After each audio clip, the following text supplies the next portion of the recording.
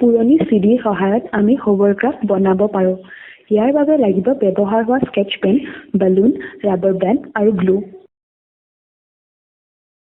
প্ৰথমতে স্কেচ পেনৰ ভিতৰৰ বস্তুবোৰ উলিয়াই লোৱা। তাৰপিছত দীঘল বেজীৰে স্কেচ পেনৰ মুখনিখনত এটা ফুটা কৰা। ইয়াৰে সন্মুখৰ আৰু পিছৰ অংশ চাই লোৱা। এতিয়া পেনৰ মুখনিখন ৰাবাৰ ডিস্কত ঠেলি দিয়া। এখন পুৰণি চিডি লোৱা আৰু মাজভাগত অলপ গ্লু লগাই ৰাবাৰৰ ডিস্কখন লগোৱা। চাবা যাতে ৰাবাৰৰ ডিস্কখন চিডিৰ মাজভাগত লগোৱা। অকণমান সময় গ্লুখিনি শুকাবলৈ দিবা।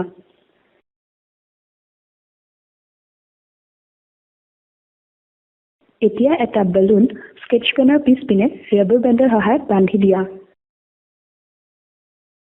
বেলুনটো স্কেচ পেনৰ ফুটাৰে ফুৱাই ফুলোৱা আৰু অলপ সময় মুখনিখন বন্ধ কৰি স্কেচ পেনৰ মুখনিখনত লগাই দিয়া।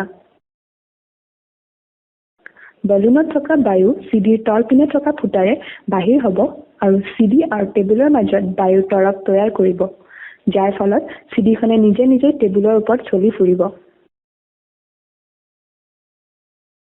এইটোৱেই হৈছে হোভাৰক্ৰাফ্টৰ সূত্ৰ।